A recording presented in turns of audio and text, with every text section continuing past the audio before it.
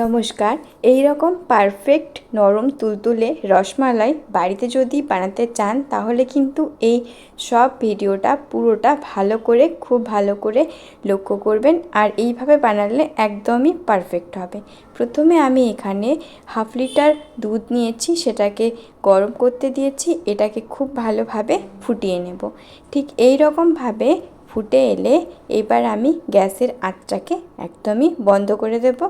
আর বন্ধ করার পর এটাকে কিছুক্ষণের জন্য ঠান্ডা করে নিচ্ছি।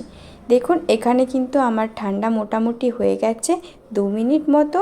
এবার আমি এখানে যেই ছানা কাটা পাউডার, ক্যালসিয়াম ল্যাকটেট পাউডার এখানে আমি ব্যবহার করছি, আর এটা আমি 1 টিস্পুন মতো দিয়ে এখানে ছানাটাকে কাটিয়ে নিচ্ছি। দেখুন ছানাটা কিন্তু কেটে গেছে একদমই, আর জলটাও কিন্তু সেপারেট হয়ে যাচ্ছে। এইবার আমি এটাকে একটা নরম কাপড়ের মধ্যে এটাকে ছেঁকে নেব, আর ছাকার পর এটাকে আমি ঠান্ডা জল দিয়ে খুব ভালোভাবে ধুয়ে নেব, যাতে একদমই পরিষ্কার হয়ে যায়। এই ছানাটা কাটানোর সময় কিন্তু আপনারা চাইলে ভিনিগার অথবা এই পাউডার ব্যবহার করতে পারেন।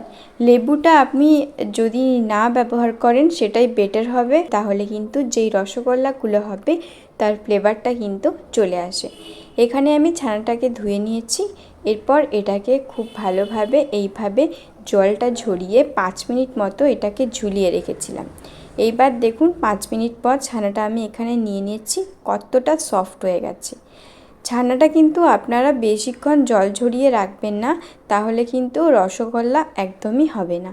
ঠিক এই রকম 5 মিনিট পর আপনারা এটাকে রেখে নিয়ে নেবেন অন্য একটা পাত্রে। এইবার ছানাটাকে খুব ভালোভাবে আমি মেখে নেব, যাতে ছানার মধ্যে যে দলা ভাবটা থাকে সেটা কোনোভাবেই এর মধ্যে না থাকে। এইভাবে হাতের তালু দিয়ে আমি মেখে নিয়েছি।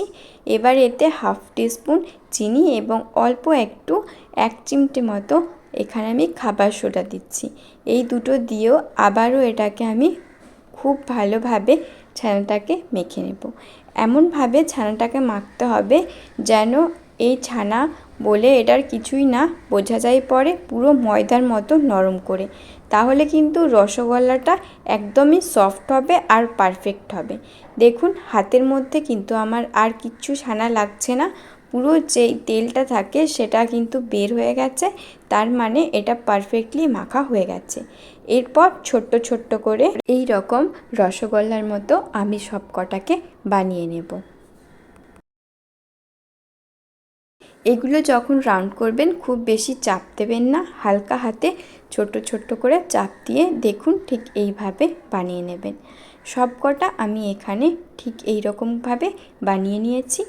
এইবার অন্যদিকে আবারও আমি এখানে দিয়ে দিচ্ছি 1/2 কাপ চিনি এবং 2.5 কাপ জল।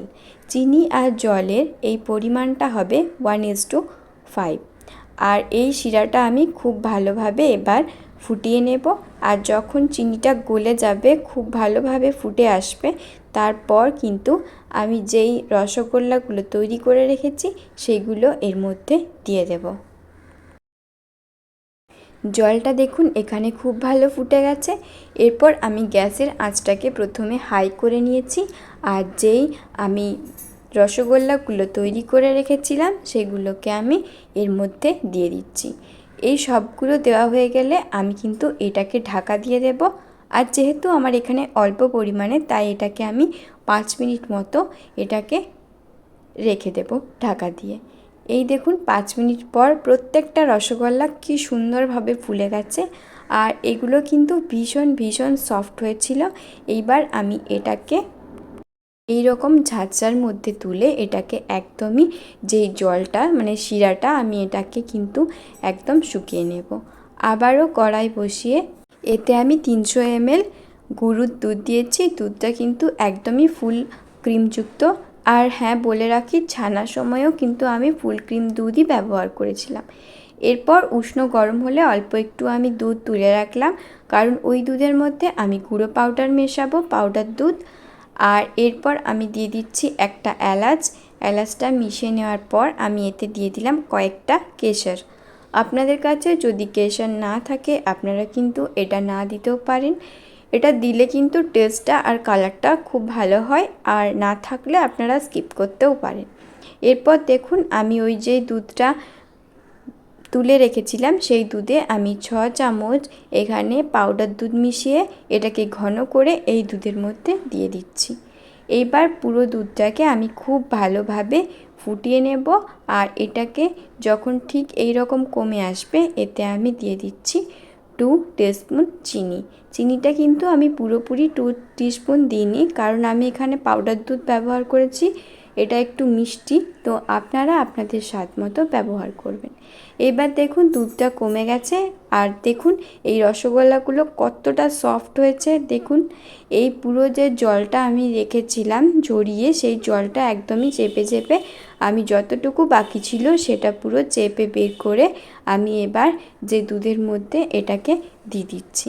আর এটা দেবার পর আমি আবারও কিন্তু গ্যাসের ফ্লেমটাকে একটু মিডিয়ামে করে নিচ্ছি। এই রসটা কিন্তু আপনারা খুব ভালো করে চেপে বের করে দেবেন, তাহলে কিন্তু এই রসগোল্লার মধ্যে আর কোনো রস থাকবে না, পুরো মালাইটা এর মধ্যে অ্যাবজর্ব করে যাবে। এর ফলে কি হবে, রসগোল্লাগুলোর কিন্তু ভালোভাবে ভেতরে ঢুকে গেলে খেতে খুব ভালো হবে আর ভীষণ টেস্টি হবে। দেখুন এখানে কিন্তু আমি ফুটিয়ে নিচ্ছি, আর এটাকে একটু পরপর আমি নেড়ে নিচ্ছি, আর গ্যাসের ফ্লেমটাকে কিন্তু আমি মিডিয়ামই এখন রেখেছি। এই রকম আমি কনসিস্টেন্সি এখনও অবধি আছে, এটাকে আরেকটু কমিয়ে নেব। আপনারা যদি চান এই রকমও রাখতে পারেন, তবে যেহেতু রসমালাই একটুখানি গাঢ় হয় তাই আমি ঠিক এই রকম এর কনসিস্টেন্সিটা রেখেছি।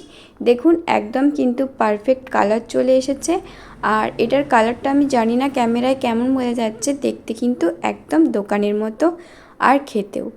এবার অন্য একটা বাটিতে আমি তুলে নিচ্ছি। অবশ্যই রেসিপিটা আপনারা বাড়িতে ট্রাই করবেন, ঠিক এইভাবে এই রকম সুন্দর হবেই হবে। আর এরম সুন্দর সুন্দর রেসিপি পেতে আমার চ্যানেলটিকে সাবস্ক্রাইব করুন এবং আমার পাশে থাকুন। দেখুন আমাদের রসমালাই একদম রেডি। আমি একটা এখানে কেটে দেখাচ্ছি, এই যে এখানে কেটে নিয়েছি, আপনারা দেখুন এটা কতটা নরম হয়েছে এবং কতটা তুলতুলে একদম স্পঞ্জি হয়েছে। দেখুন এতটাই নরম, আর ভেতরে খুব ভালোভাবে কিন্তু মালাইটা অ্যাবজর্ব এখানে করে গেছে। অবশ্যই রেসিপিটা আপনারা কেমন লাগলো আমাকে কমেন্টে জানাবেন। Thank you for watching the video.